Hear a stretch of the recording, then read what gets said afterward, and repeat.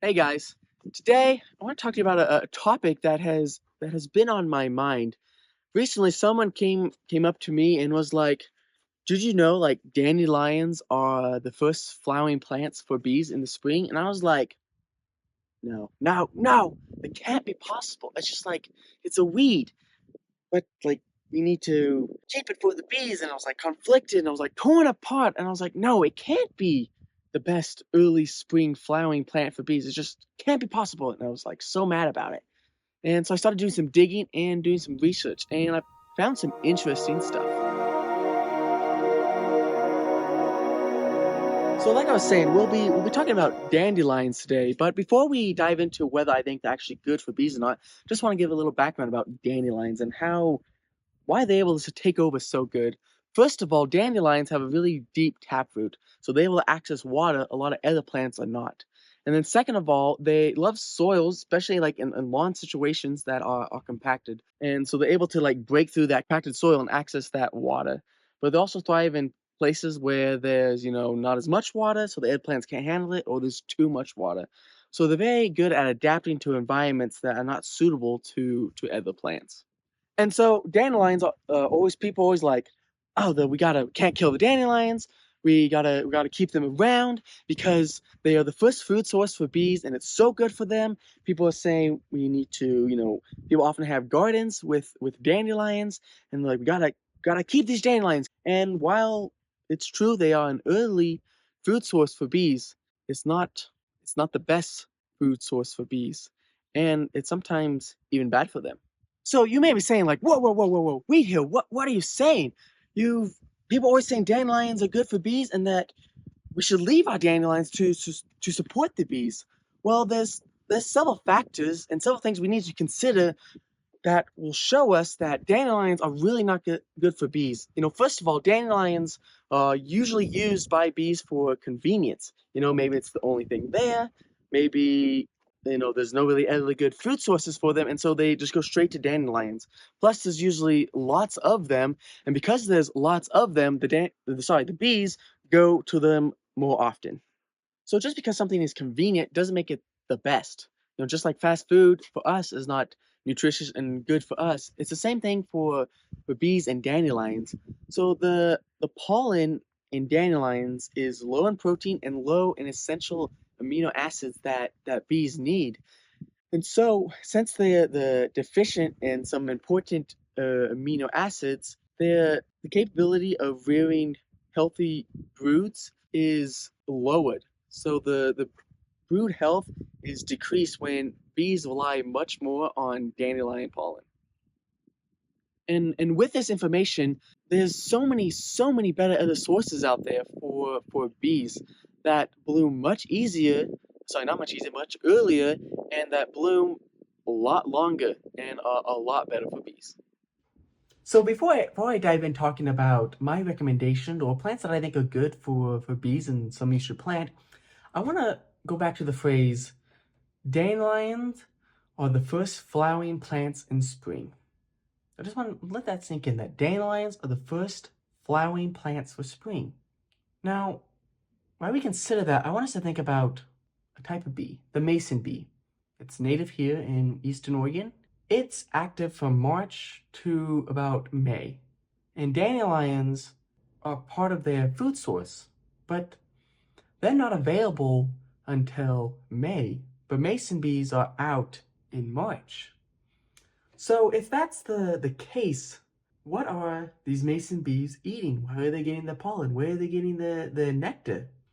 And so if we are just solely relying upon dandelions to feed our bees, mason bees will starve. Now that's another reason why we shouldn't rely upon dandelions, because bees are often out before dandelions are available. I want you to consider this. And there was a study, some information shared by Penn State, where about 33% of bees in Pennsylvania were active and emerging between March and April. And so in March and April, they don't have any dandelions. If the dandelions don't show up till May or the end of April, these bees don't have anything as a food source. And so that is why we cannot rely upon dandelions, because bees need food sources long before dandelions are available. So these plants I'm going to talk about, I'm not saying they're the best for every situation, the best for every area. I just find these plants interesting and fascinating. And I just want to show you that there are other plants that are better for bees that actually flower sooner than dandelions. And so dandelions are truly not the first flowering plants in spring. There's actually other plants that are better quality, that are better for bees, that actually bloom sooner than dandelions. And so this first one I want to go over is the Western Redbud. So this blooms from February to April. It provides nectar to bees. It supports like honeybees, native bees, bumblebees, hummingbirds, and butterflies. So here's another one, the Western Serviceberry. So it blooms from April to July. So it doesn't bloom a whole lot sooner, but it does bloom sooner than dandelions, and it provides nectar to bees. It supports, honeybees, native bees, and butterflies. So this next one is Common Camas. So it blooms in February to April, so it blooms a lot earlier than dandelions. It'll be out and available for mason bees when it's needed. It provides pollen and nectar. It supports honeybees, native bees, and butterflies. So it's a good option. And the final plant I want to talk about is the crocus. So it blooms very earlier than all the rest, from January to April, depending on the year and the conditions. It provides pollen and nectar, and it supports honeybees, bumblebees, and butterflies. So as we can see here, just from these 4 different plants, there's a lot of other options that bloom a lot earlier than dandelions. And if we put a little effort, these plants can be available for our bees. And this truly shows that dandelions are not the first flowering plants in spring. But there's a lot of other plants that if we did plant them, that would grow and bloom a lot earlier than dandelion. And this last thing here is just to show you that there's a lot of options. So look at this. This is a spreadsheet from Oregon State University. It will be down in my notes, my source notes below. Look in the description to find that. But just look at all these plants. There are so many. There's some that are for springtime, some that are for summer, and some that are for the fall. So there's so many options. We should not just rely solely on dandelions. In fact, we should not rely on dandelions at all, but we should plant these plants and we should support our bees. Now, I'm not saying that these 4 I should recommend that you should plant in your area, but I just wanted to use this as to show you that there's a lot better sources out there, and that if we do a little bit of research, put a little time and effort, we can have plants that are much better for our bees. And so while there's so many other better and sources out there for supporting bees, we need to also remember dandelions are still a weed. We cannot forget this. It is still a weed. Weeds crowd out good plants. And so dandelions, they don't just crowd out, other plants. They're kind of vicious. They go after those other plants. So dandelions are allelopathic. So the roots, they release chemicals into the soil that inhibit germinations of other plants. So this could lead to native good plants that are being crowded out by dandelions. And this can lead to plants that are important to bees being lost and leading to destruction of bee populations potentially. So we gotta consider this. Dandelions are not native to North America. They come from Eurasia. And so since they are not native, there are bees out there that only will pollinate and get nectar and pollen from Pacific plants. And so there was a study done in where about 80% of bees are generalists. That means they will go to any flower that will give them pollen and nectar. But there's about 25% of bees that are specialists. They only go to specific flowers.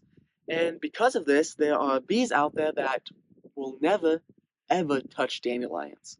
And so if dandelions are spreading, they are releasing the allelopathic chemicals in the soil, preventing germination of important flowering plant species. And if they're just also crowding out other plants, there are bees that could be endangered because those plants are being overtaken by dandelions, and that will lead to ecosystems being disrupted and plants themselves potentially, dying off. And so we got to consider that dandelions are a weed and weeds take over, and what they take over could be detrimental to bee species. So, as I was digging into this more, there was another aspect of this allelopathy with dandelions that was very fascinating to me. So, I've already talked about how the roots release chemicals that inhibit germination in the surrounding area. But I also discovered that the pollen of dandelion is also allelopathic. So, there was a study where they took two different flowers in dandelions, and then they mixed the pollen from the two flowers and the dandelions together, and then they pollinated these two different types of flowers. And so this led to a very interesting result where they discovered that the pollen was allelopathic, and this led to these flowers, when they went to set seed and produce a seed, they actually produced less seed when there was dandelion pollen mixed in. And if we think about the environment, bees are going to all the different flowers. They're gonna stop at dandelions, they're gonna stop at these other flowers. And so if they pick up dandelion pollen along the way, they will drop off dandelion pollen at those different flowers, which will lead to seed reduction, which will lead to less plants for bees. So I would just like to give my final thoughts about dandelions. Do I support dandelions for bees? No, it's not good. It's not good for them overall. It's not the best flowering plant for bees, and definitely not for native bees. But you may say, oh, but what if it's the only thing? Then I guess something is truly better than nothing. If that's truly the only thing, then yes, dandelions are good for bees. But too often, people have these bee gardens, and there's nothing but dandelions in them. To me, that's a lazy approach. If you want to support bees, not just honeybees, but native bees, go out, use the alternatives that I've showed you, or find others that are better for your area, and plant those plants, whether that's some shrubs, whether that's flowers. Go out and plant those plants that will be beneficial for bees. Don't take the easy way out and be like, no, the bees got dandelions.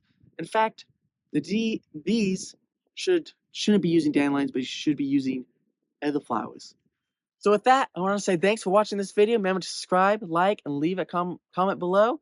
And remember, support your bees.